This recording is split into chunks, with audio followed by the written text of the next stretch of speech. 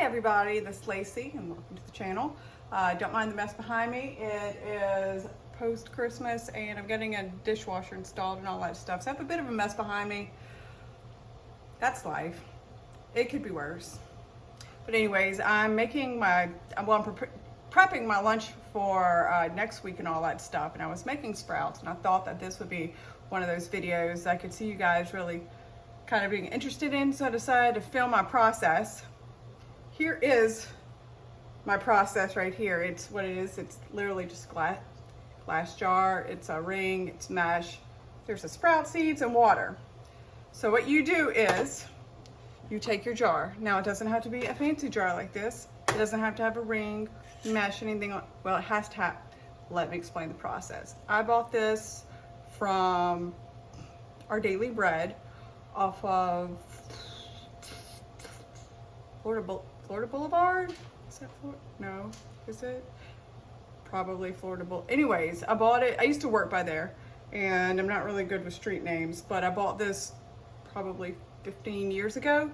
So it's lasted me well, but it's unnecessary. You could just as easily take a mason jar, and there's some options there. I couldn't find a wide rimmed one. I mean, a wide mouth, so I just grabbed a standard one. But it does help if you have a wide mouth one. You can go and buy these mesh metal thingies there.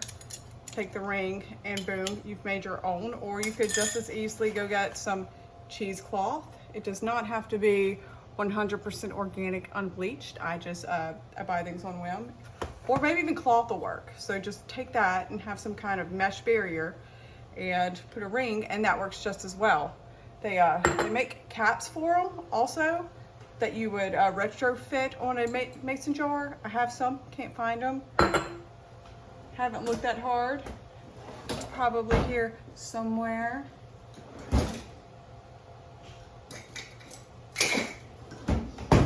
But not in those drawers. Anyways, they have those, and you can buy these nifty little stands. But again, that's unnecessary if you're a little frugal. So what you do is you take your seeds. These are Nature Gems sprouts. It is a blend. It's alfalfa, radish, broccoli, and clover. It doesn't matter what you want. I mean, it does matter what you want. It doesn't matter what you get per se. If you don't like, spicy stuff, get one that doesn't have radish seeds and all that. Another fun fact is you don't actually have, okay, if you get sprouting seeds and you pick one with just one type of vegetable in it, like alfalfa or radish or whatever, you can also use these for planting in your garden. They're just normal seeds, nothing makes them special. So that's one good thing about this. So if you want to do, if you want to grow these, grow radishes and grow sprouts, you can go and get a big bulk bag of seeds and they'll work the same, There's two different ways to grow sprouts. There's trays or in jars, which is what I obviously do. So I take about 2 teaspoons. I just throw them in there. I actually don't even use teaspoons. I literally just grab it out the bag and throw it in there. And then you add water. You let it soak overnight. So once it's soaked overnight, you drain it. And the key is to keep these things not waterlogged because they'll go bad. So you go when you drain them and you kind of keep them upside down like I showed earlier. Imagine this has a top thing on it. And you keep it like this. You just let it drain. You don't want it to be sitting on water. Every night and every morning you repeat this for about 3 to 5 business days. No, I'm joking, not business days. Here they suggest 5 days.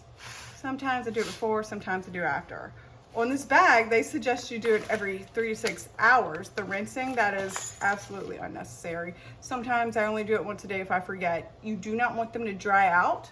We live in the South, so that's not as much of an issue, but that's the key. Just kind of keep them wet and all that. Don't let them dry out. I do them once in the evening, once at night. So that's how you grow the sprouts. It takes about 5 days and it's very simple. And like I said, you don't need all of these items. You can just as easily do it with a piece of cloth, a mason jar, and a ring. just keep it upside down. I have this drying rack here, it's usually full. What I do is I'll go and just invert my jar and keep it there during the day. Another thing I forgot is you need to keep this covered. You don't want a lot of light getting to it because that's what keeps it nice and pale and all that stuff. So I just take a dish rag and I wrap it around, a clean one obviously, but that's what I do for that. Just kind of keep it out of the sun. So that's how you grow them. Now, storage is also key because you don't want, I'm sorry, you got a text. You don't want them to get soggy and wet and go bad. So what I do is I take a simple glass dish.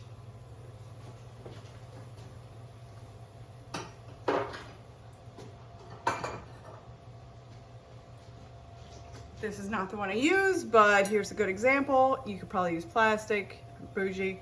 I put like 2 layers of paper towels down and I just put the sprouts on top, I cover it, and you can store it like that for easily a week. You'll know when they go bad because they smell like butt. So there is some controversy with sprouts. A lot of it is E. coli. And let me explain why you will not run into that issue if you do that at your house, along with pretty much any other stuff. E. coli from commercial farming is due to runoff. People will grow cattle and then they will grow vegetables. And so the cattle poops or what other animal, the water runs off eventually into your spinach or whatever else you're growing, and that's where E. coli comes from. So unless you are getting your water from your sewage tank or ditch, you shouldn't run into that. If you have proper sanitation, it's not even proper, just modern sanitation, I don't think it's an issue. So, because the sprouts were huge in the 80s and they had that E. coli breakout, and I think that's why they grew to be less popular. Either that or people just don't like them. That's on them, whatever. But yeah, so that kind of debunks that whole E. coli thing right there, as long as you don't use cattle runoff water stuff or whatever. You should be in the clear. If you do get E. coli, don't sue me. Sue whoever's in charge of your city water or whoever looks after your well, because I'm not claiming that. Okay, buddy? So that's it. That's how we do homemade sprouts. I will go ahead and follow up once these are done in 5 days, and that's pretty much it. Give it a try.